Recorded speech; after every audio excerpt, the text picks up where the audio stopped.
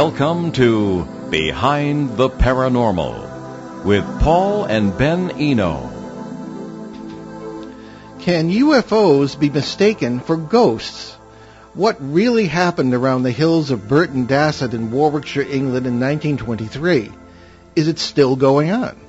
Hello, and welcome to the 881st edition of Behind the Paranormal with Paul and Ben Eno, coming to you from WOON, AM and FM radio in Woonsocket, Rhode Island, on the Paranormal Radio app with TalkStream Live, and on TuneIn.com. I'm Ben, and those up and down questions came from my co-host, partner in paranormal adventures, and dad, Paul.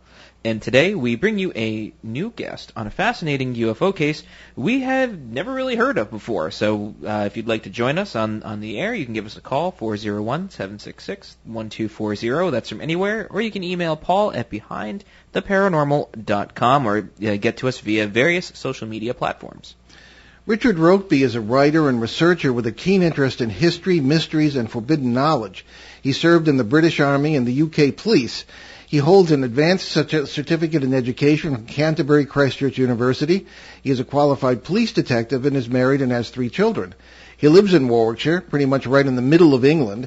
Because of his police service, we will not show him in the video feed of today's show. Instead, we will show relevant sites from the case and from Richard's book, The Lights Upon the Hills, The Burton Dassett UFO Events of 1923, recently published by our friends at Flying Disc Press. So, Richard Rokeby, welcome to Behind the Paranormal. Thank you very much. Thank you ever so much for asking me on. It's a real pleasure and an honour to be asked on to your show. So, yeah, thank you for that. Oh, wow. Well, thank you for being with us. So I guess, we'll just kind of hop right into it here. Please take us through this amazing case and why people thought they were seeing ghosts. Well, yeah, it is an amazing case. It sort of found me. Really, I moved to Warwickshire in around about 2001, and as I often do, if you want to find out about a new area, I bought some history books, and one of the books I bought was a ghost book, and in amongst the books, which is called Ghosts of Warwickshire, by a local historian called Betty Smith, who's very respected in local history. There was the normal stories of grey ladies and headless coachmen and demon dogs, but there was one chapter which was about these strange lights that were seen in Burton Dassett in 1923, and they were described as balls of light that were moving at speeds and at different altitudes. And as I read the accounts, and there was a number of accounts that was detailed. To me, this seemed more like a UFO event, and I decided to take it further. Once I had a bit of time, it was 20 years later, but 20 years later, once I had a bit of time, I decided just to look into the story more and find out some of the individual accounts and do a bit of research around what else there was. But I also went to the area and did a bit of field work and discovered, some amazing anomalies with that area, which I think, if you put it all together, sort of tells a story. But I think the reason why people, just to answer your question there, Ben, the reason why I think the people thought it was ghosts was it was just after the First World War, and people were looking for confirmation that they would see their sons and daughters again. So it wasn't unusual that when lights were reported or ghosts were reported, that people would go into the area to look for them and try and confirm the stories themselves. Mediumship and spiritual churches were very popular at that time. And you probably know that, but mediumships and spiritualism came over from America after the American Civil War, which is where it sort of gained popularity. And so people went up into the hills to see if they can see these lights. So it was probably witnessed by hundreds of people, and it reached a bit of a fever pitch in round about February. December to February 1922 to 23, so much so that the local papers got involved, and that's very much where the accounts in the book sort of originate. Yes. One of the reasons we find this case so fascinating, Richard, is because, first of all, not only do you take a very sensible, feet on the ground, disciplined approach, as someone with a police background would, but also you illustrate a point that we bring out very often, and that's that the label upon that we place upon these phenomena that we experience will often depend on the context in which we experience them. In other words, if you see a light looking in your window or something of that kind, such as occurred in this case, you say, "Aha! It must be a ghost." But if something is close to the ground, a light, or if it's way up in the sky, "Aha! Maybe a UFO." A term that was not in use really at that time. So that's one of the things we're fascinated by.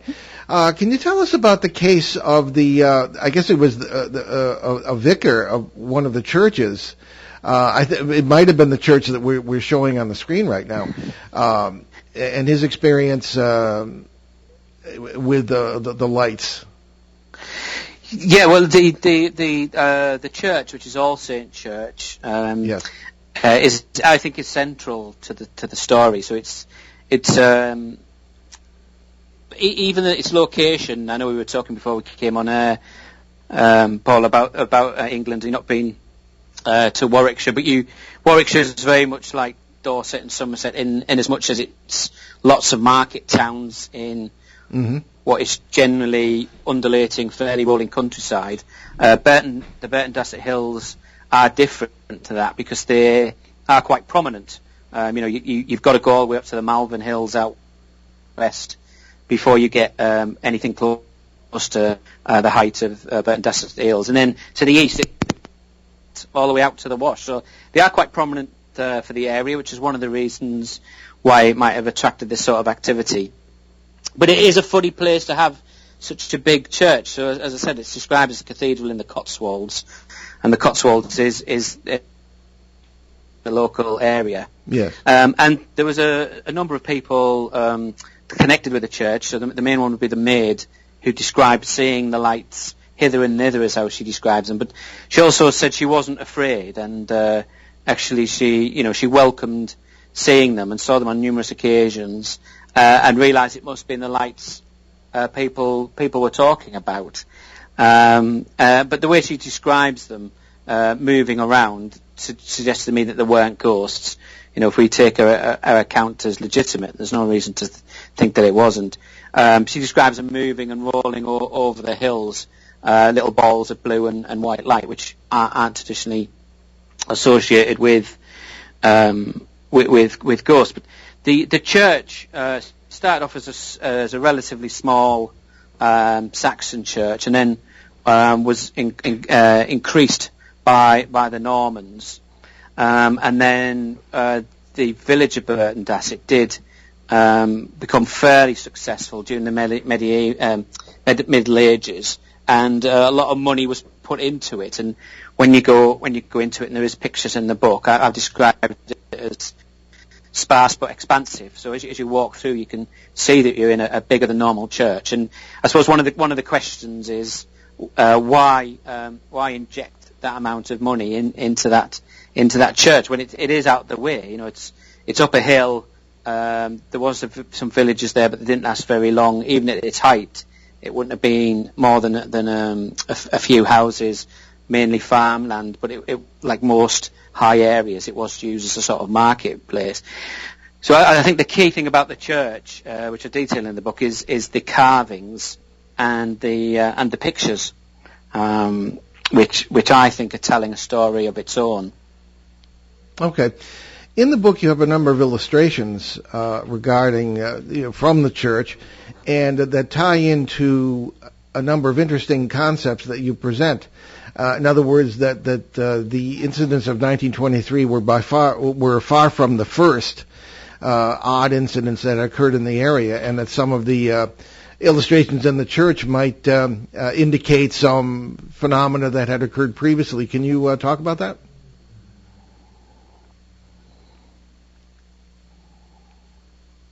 Hello? Did we lose Richard here? Oh. Sorry, I just lost you there. You're back again now. Oh, okay. You gave us okay. quite a fright there. Talking about the illustrations in the church. Yes. Illustrations in the church indicating perhaps some sort of recording, as it were, in art of events that had previously taken place of what we might call a paranormal nature in the vicinity in prior years or prior centuries. Yeah, so there's two elements to the artwork, as you rightly identify there. There's the carvings, which are quite unusual for churches. So they're along the northern side of the church, which is traditionally described in the church as the evil side, and obviously people have seen gargoyles, etc., placed on churches, and they were generally on the northern side to ward away the evil spirits. Probably through coincidence, that was the side where the hills are at, and where the lights were seen, and the carvings cover a number of different sort of elements. So there's some bits which are showing animals, but some of the animals are upside down, as if they're being levitated.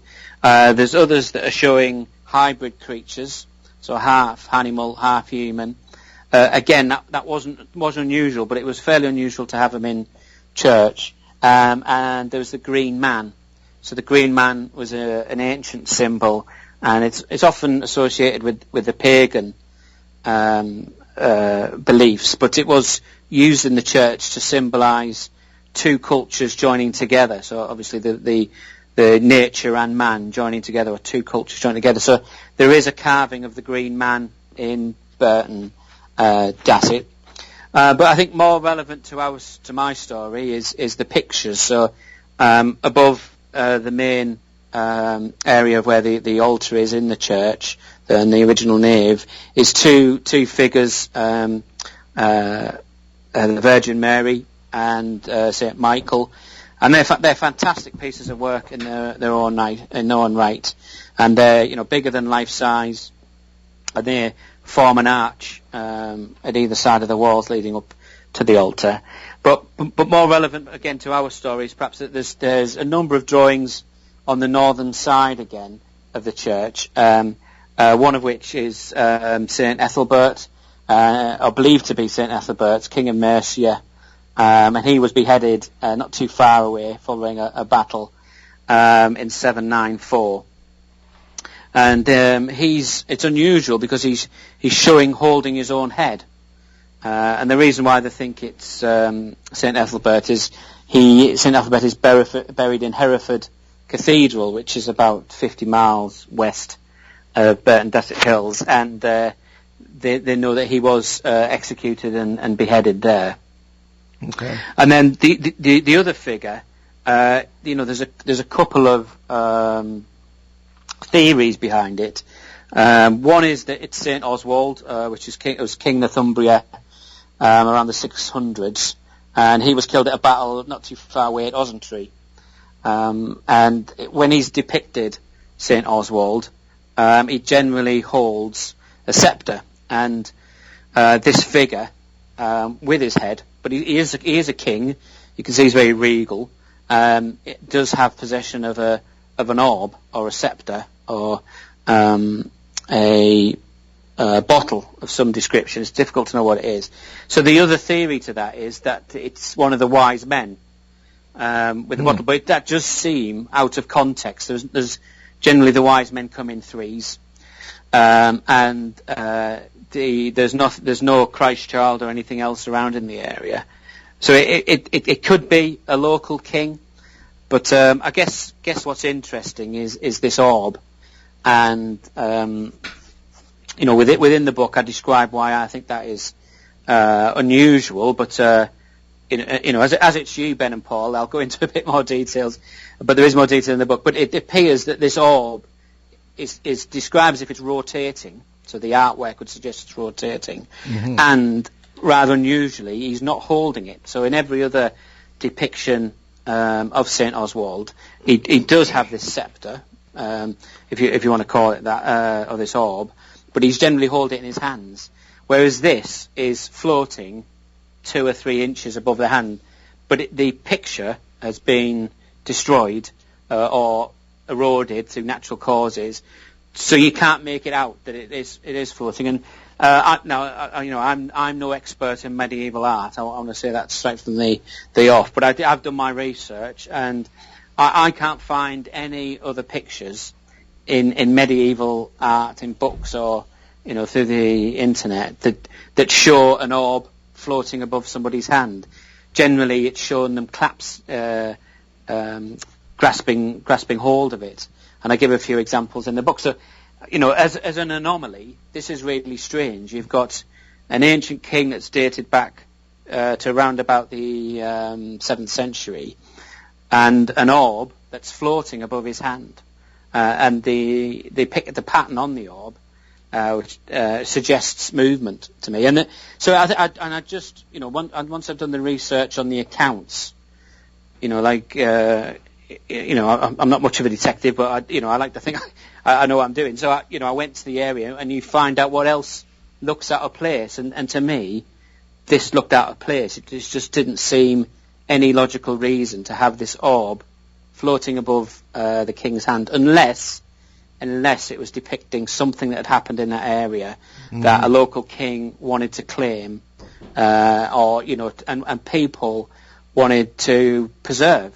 And it's worth saying that word again, preserve, because most churches in England, medieval churches would have been decorated with artwork, but due to the Reformation and Puritanism, they were destroyed or painted over. But even when that was happening, someone thought these pictures were important enough not to destroy. Yes. And I just think it's absolutely fascinating when you put it in the context of the area as a whole. One thing that might explain, might explain the presence of such lights in the area, throughout the area, would be something you discuss in the book also, Richard, which is earth lights and ball lightning. And earth lights usually being associated with some sort of seismic activity. What have been your findings regarding that as a possible explanation for at least some of these lights? Yeah, so again, in the book I try to cover some of the theories that have been put forward, and after it being a UFO event, earth lights would be my next best hypothesis, if you like. And there was a paper done, I think around about early 90s, about the area called Spook Lights, which was written by a chap you might have heard of called Dr. David Clarke, who's very, very thorough, very, very knowledgeable man, and I think that was the area he was trying to push these lights towards.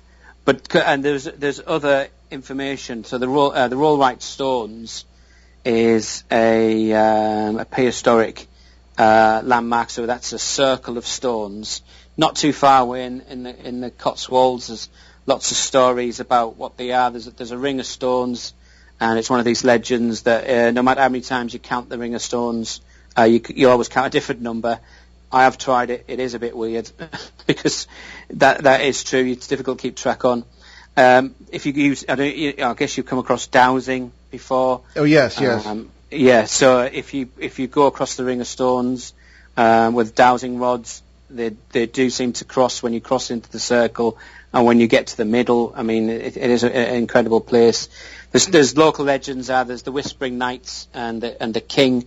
So there's 4 stones that are just set across the other side of the road from the Rollright Stones that look like one stone on its own, looking out as if he was a king up to the area that he was about to sort of wage war at, and then 3 knights, 3 stones laid back from him as if they're whispering and conspiring against him. So it is a fascinating area, and earth lights have been described in that area as blue, white, and red lights, and seen, moving around. and there's that. So there's that example which is nearby, and then, of course, a great favourite of our friend Philip Mantle is the Hessdalen lights, where a lot of research has been done. Of course, fantastic event, really well studied. Which can only benefit everybody, I think. Yeah. And they're described as blue lights, which are quite. So most of the descriptions I've seen, they're fairly fleeting, but you can see them moving along at speed. Okay. The reason I don't think the lights at Burton Dassett were Earth lights is because of what's described as the movement. So one of my favourite witnesses is a man by the name of Harry White, who went out in February 1923 with his field glasses and a couple of his friends to see he can see the lights, and he does see them, and he's very excited about it. He tells a local paper, and what he actually says was he felt the lights going over him. So that feeling, that word "felt," suggests some sort of downward pressure, change in the atmosphere, which I don't think you would necessarily get through a natural phenomenon. I think Earth lights is more of a natural phenomenon.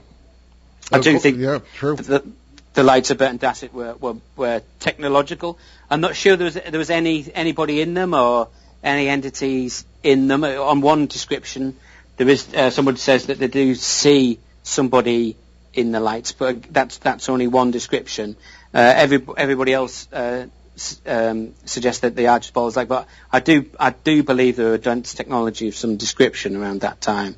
So the idea that they've been felt would suggest some sort of technology, and also when they're described moving, another favourite witness of mine is the railway signalman, who describes how the amber light, the ambient light, floated over to him and then just parked more or less outside of his signal box. I looked at him more or less, yes. and then floated off again, and that to me, and there's another one where it nearly crashed into a motorcyclist and moved out the way at speed. That to me suggests some sort of intelligent control, whereas I think Earth lights are more fascinating as they are more of a natural occurring event.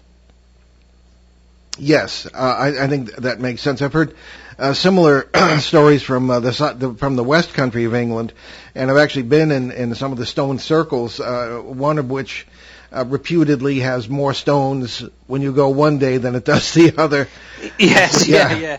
And it is a sort of legend that's generally attached to these type of stones. But until you try it, you never know. And I had 3 children, and they all came up with different numbers when we went around. Oh, there we are. Well, I think we can take our middle of the show break here, Ben, and when we come back, I'd like to get into a question from a listener for Richard, and we will do that after the break. So you're listening to Behind the Paranormal with Paul and Ben Eno on WOON 1240 AM and 99.5 FM in New England's beautiful Blackstone River Valley with our wonderful guest, Richard Rokeby, today, all the way from the UK, and we'll be right back.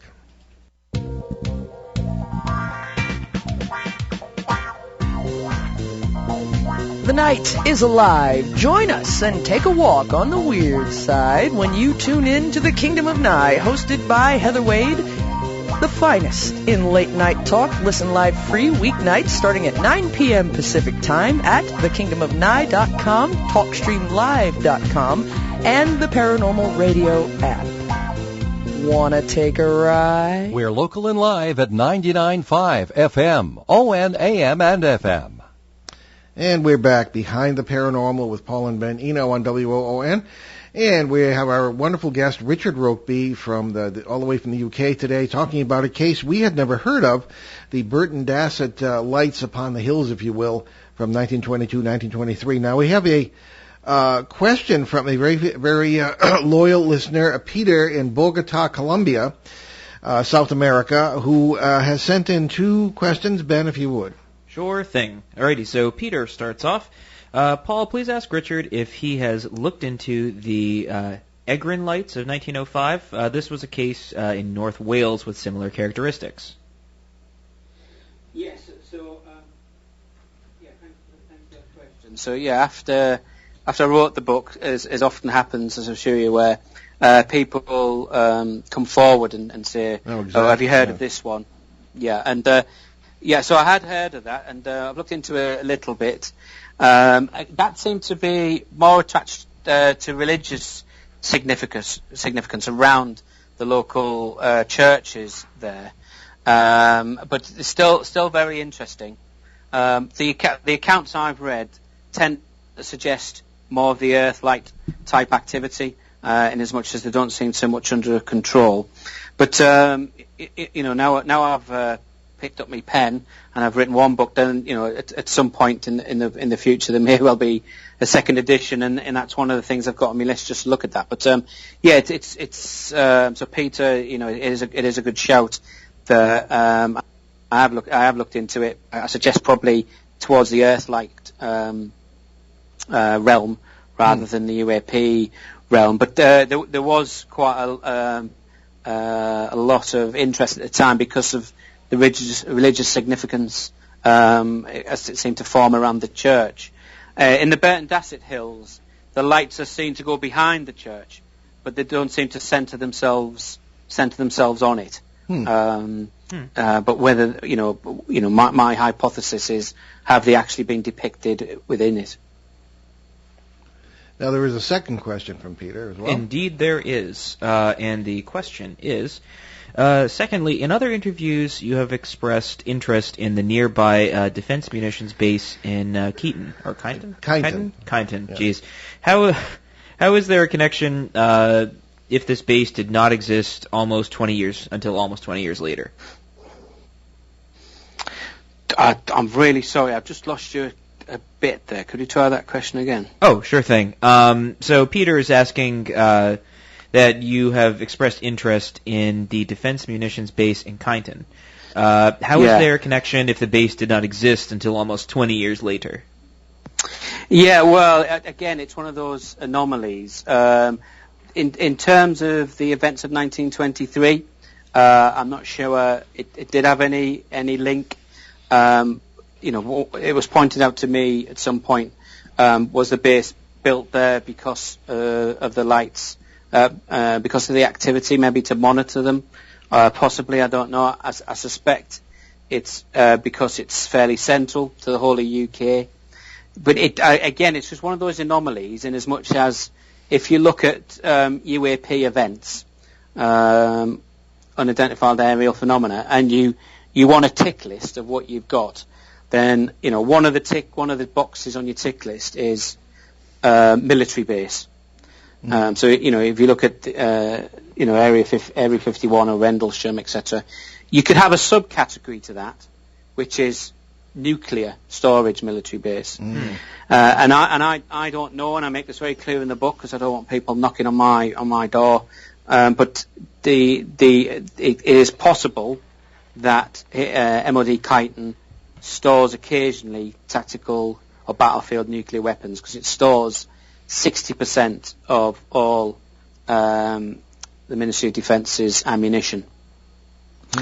So I just think it's one of those anomalies, and it's literally a stone's throw. If you're standing on Windmill Hill, you look down directly into the base, and I just thought it was worth mentioning because of its proximity and because of the connection around UAP events and military bases.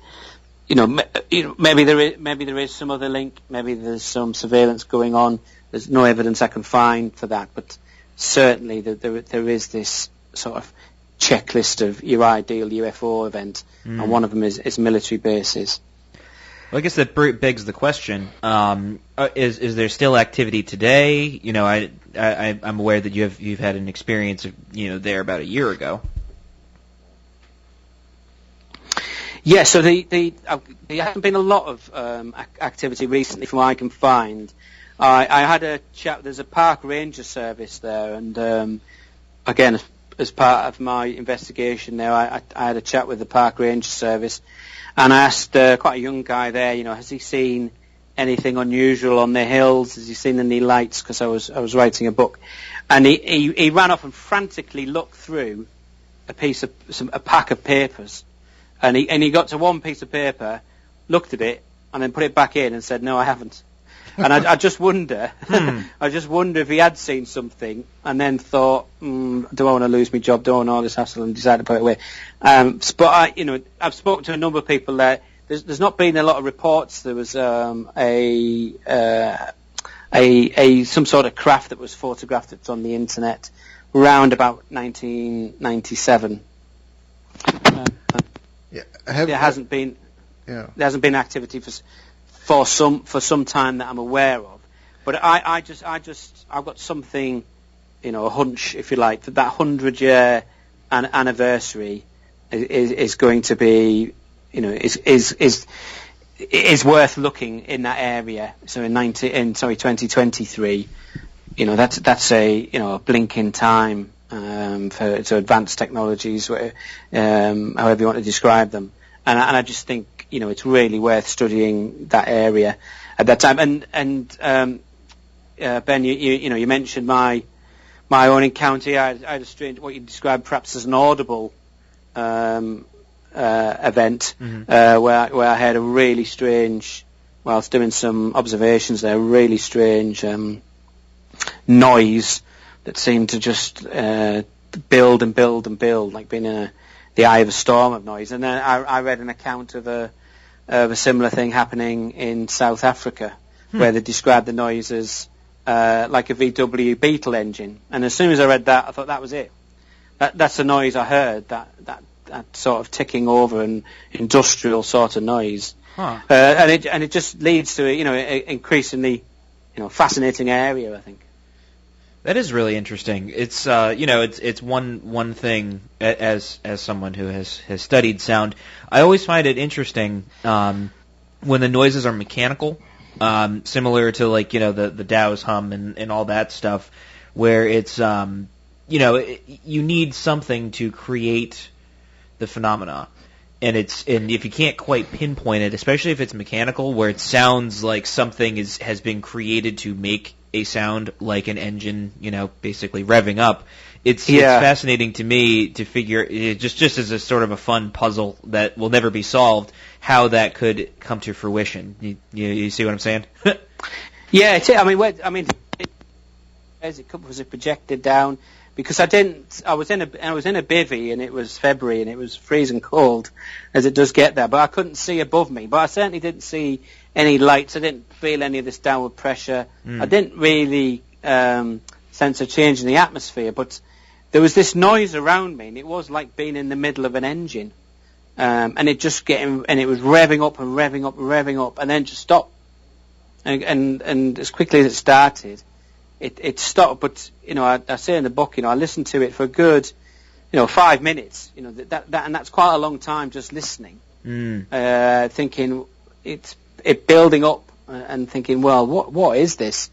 What caused? Whether there's some sort of, and you'd be able to tell me better than me, but whether there's some audio projection or something that was quite a distance away, but was focusing sound at me. So I'm have a keen interest in World War II and during the radar, the advent of radar and testing out different weapons. They did look at this idea of projecting sound at various sort of places, and the use of sort of concrete balls, etc., to make sound travel between a certain area. And it could be that the area itself is a natural ball that sucks in sound. I don't know, but it just adds to the sort of interest of that area.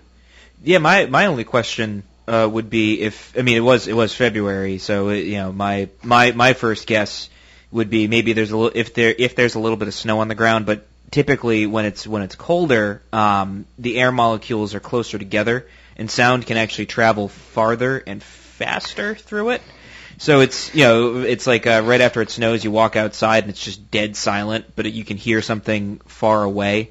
It tends to deaden everything else around it. But you can also, it's interesting how it functions. It's kind of like how sound travels faster underwater because it's thicker material that it has to pass through. But car engine, that's kind of hard to do. Yeah, it is. strange where it was. I mean, that's a really good point. There wasn't any snow, but a sound, certainly from my time in the military, before going out on patrol, they used to make you jump up and down to make sure nothing's rattling. That's right. Because if you had ammunition or if you had metal against metal, it would travel a long way. So, and certainly I've come across that. So, yeah, I mean, it is a good point, Ben. And actually, I could have been the focal point of it, but actually the object itself was some distance away. I really don't know what it was, but it just sort of adds to the fascination of the area, I guess. Well, why don't we take a moment now, before we burn up the hour, to discuss your book, where people can find out more about it, and what you're working on next. Yeah, so the book's available Amazon or through Flying Disc Press with Philip Mantle. But if you just go into Amazon and search The Lights Upon the Hills, it'll come up there, and you can order it. Again, a tip for your listeners: if you get on Kindle and look at it on your iPad or your tablet, then the pictures are in colour, so you get a bit more detail. But the hard copy is good as well, because it's really proud of how it's been produced.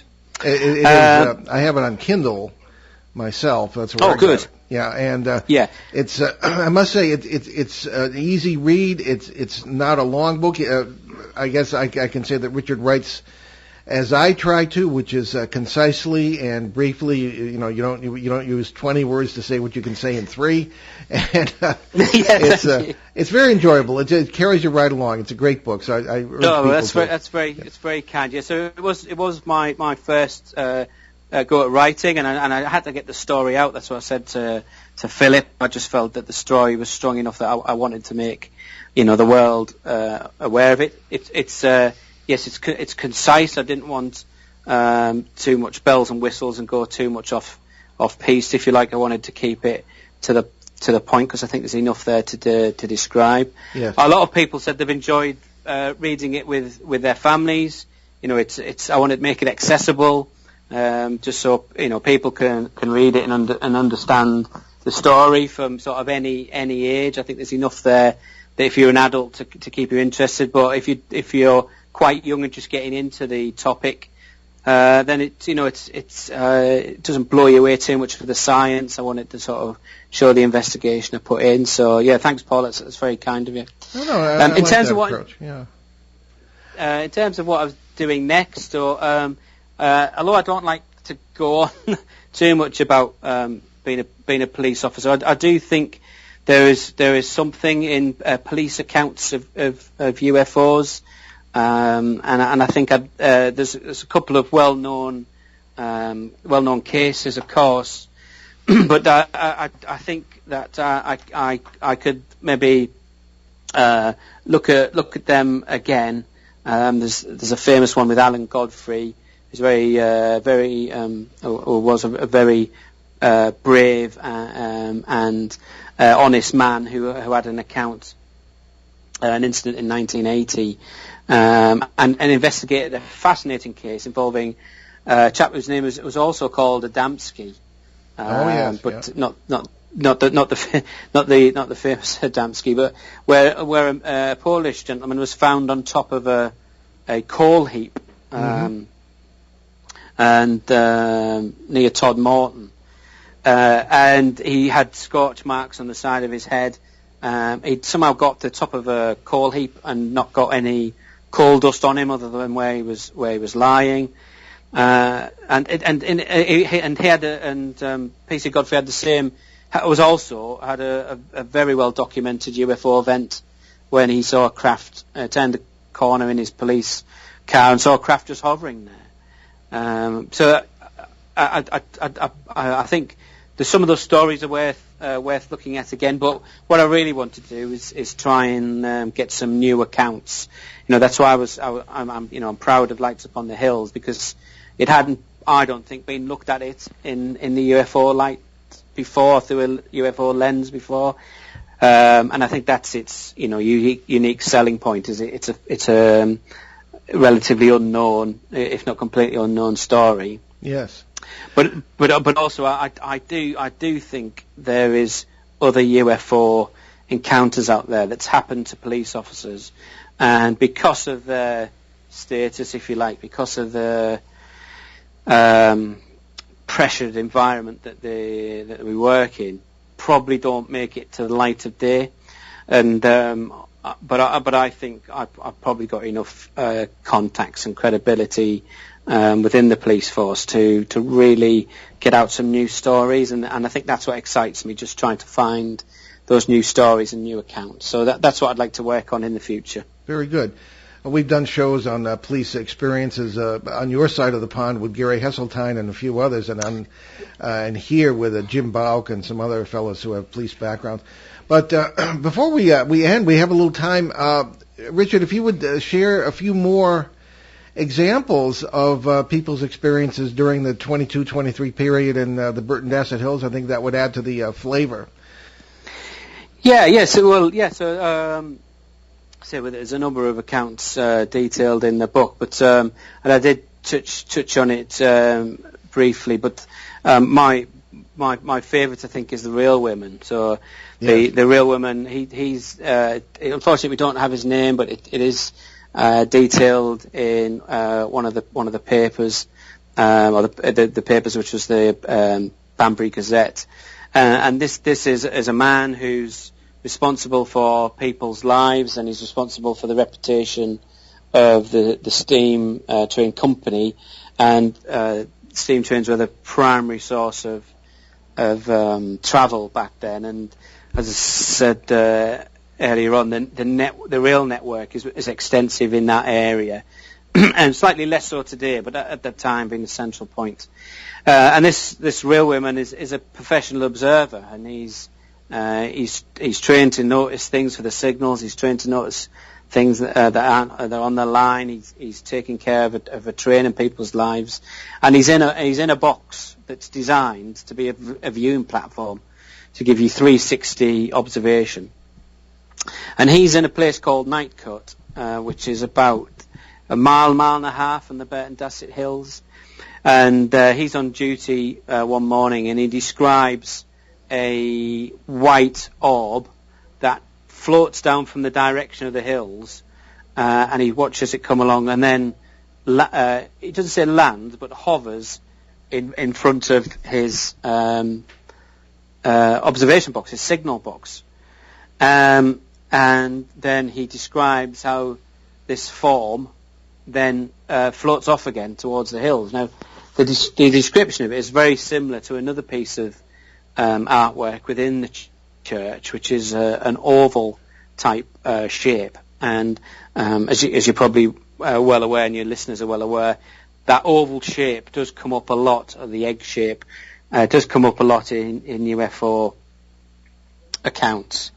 But he's so concerned by this that he phoned the local police, the local Warwickshire police, and it must have been so convincing, his account, that the desk sergeant picked up the phone and dispatched a vehicle crew to the scene. And there was a bit of artistic license, but I can imagine the two police officers turning up there and then talking to the real woman, who's shocked and white, and describing what he saw and thinking, should I be telling them this, because my livelihood depends on it. And he tells them the account, and you can imagine one of the policemen sort of licking his pencil and jotting it into his notebook, while the other one looks off towards the hills to see where this orb had gone. But I just think, because of the nature of the witness there, for them to do that, it must have been an incredible event. He could have just decided, do you know what, I'm not going to tell anybody about this. But it was strong enough to, the compulsion in him was strong enough to notify the police. And I guess he's doing his job as well. If there's something floating around near the railway line, he doesn't know if it's solid or not. Is it going to cause an accident? He's doing his duty, but I still think it's a strong compulsion to stop that. Not to interrupt, but one of my favorite stories in the book is that of the motorcyclist coming up one way, and apparently the one of the lights was coming down the other way on the road. Is that, do I have that correctly? Yes. The motorcyclist. You can imagine, motorcycles were still relatively new at that time, 1923. But yeah, there's an account in which I think came from the Ghost of Warwickshire book, where there's a motorcyclist travelling along the country roads, and I describe must be exhilarating because at that time the roads were relatively quiet, and he turns a corner, described to see a light moving at speed towards him, and you wonder who was the most scared there. Was it this object, or was it the motorcyclist? But the motorcyclist describes how it turns off and shoots off into the sky. And I think that's what I would say is I think that's an important point. Is people describe these lights as sort of welcoming, and they don't. One or two people describe them as eerie, but most people describe them as positive. And I do think overall this was a positive experience for people, which I know is not always the case in UFO and ufology, but I do feel that these I'm beginning to think that what there probably were some sort of probe that were called to that area for some reason, perhaps because of its height, perhaps because of the way that the hills are set out in quite a distinctive pattern, which I cover in the book, in as much as it sort of matches the Orion's belt and the Giza plateau, and if you see if you go there in February, and again I describe in the book, Orion's belt is so prominent in the night sky, directly above the hills. It's as if Orion is literally standing on the hills, holding up his stick and holding up his either his shield or the lion skin, whatever story you choose to follow. And it just seems, again, one of these strange anomalies that the main bulk of the sightings happened in and around February, and it's when Orion is so prominent in the night sky. And again, is there a link there? I'm not sure, but it's just a strange anomaly with the area. But just going back to the original point, I do think this was a positive experience for people in the area. I don't think these objects came with any malice at all.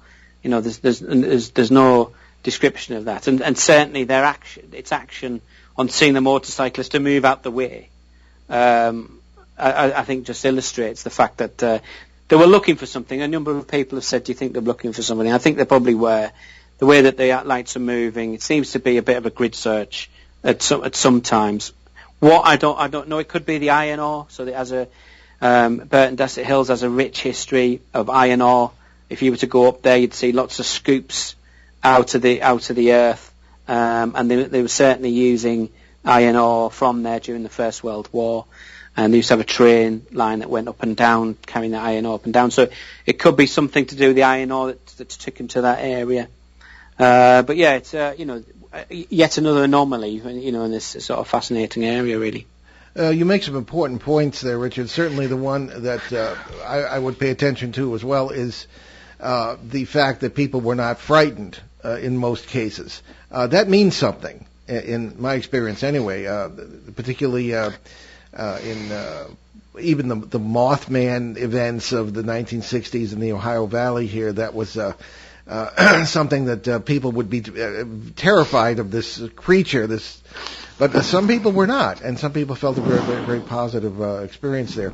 Also, the notion of probes. Our old friend, the late Ted Phillips, was a fellow from Missouri here, and he had tremendous amounts of evidence of physical landing and other physical things that had been associated with the UAPs or UFOs.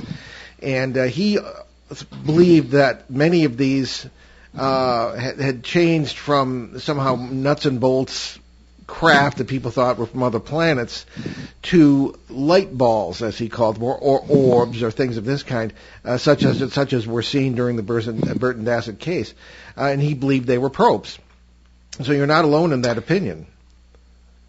Yeah, I think so. In terms of their actions and how they looked, I do think that's beginning to be my sort of school of thought with it. And again, there is some sense in that, isn't there? Again, to make some sort of reconnaissance or to check out an area first. I mean, maybe they did it and they found that actually the whatever they were looking for wasn't there. But this event, fortunately, is being captured at the time by the newspaper reports and witness accounts, and we're able to tell the story now. And again, like I say in the book, it may well be 100 years on, which I know is going to be a bit of a random number, but it may well be 100 years on there'll be some more activity there. All right.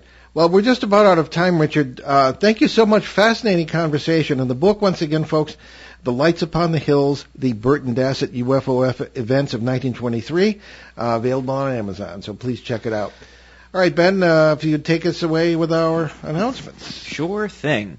So I guess plans are still on for an in-person New England Parafest on April 10th and 11th in Kittery, Maine. We plan to be there both days, but we will do a live broadcast of this show from there on Sunday at noon. Then we're scheduled to speak right after that. Well, not right after that, but at about 3:15 that afternoon.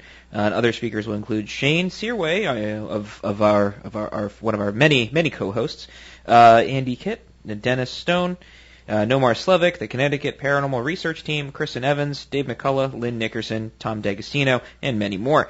Check it out on Facebook, New England Parafest 2021. All right, so we're working hard on our new book, Behind the Paranormal 3 Uneasy Skies, on the UFO UAP subject. Also contributing will be our colleagues Shane Searway, Alexander Petrikov, and Valerie LaFaso. The book will also contain the best of our interviews over the years with the greatest researchers in the UFO field, and I think we're going to include Richard in that, aren't we not? Yeah, as well as some of our own. Yeah, we're a bit of a surprise to you, but we'll get to with you about permissions, things of that kind. So anyway, surprise! Oh, that's no problem. Surprise! Look for the book release toward the end of this year. Okie dokie, and you can check out our current books along with those of our other co-hosts at our show website, BehindTheParanormal.com, where you can also find out more about this show and our many cases over the years, our public appearances, how to book us, along with our 900-plus free recorded shows from our 12-plus years on the air, including our 4.5-year run on CBS Radio, along with special shows and podcasts. And on that subject, our 900th show is coming up in July, and we're thinking of some very special surprises for that particular broadcast. Indeed. So we have reloaded recorded shows into the archives at BehindTheParanormal.com back to 2009. One more year and a lot of special shows to go. Past shows back to that period are also available on major podcast platforms, including YouTube, iTunes, Apple Podcasts. And we have a glitch with that as well. I just found out this week, and we're working to fix that. Some of the most recent shows have not been uploaded to those, but we're going to fix that this week, hopefully. Okay, so Paul, I'm Paul. Ben, yes, one of those weeks. What's cooking for next week? Well, next week, that's February 7th, in her first appearance on the show in 11 years.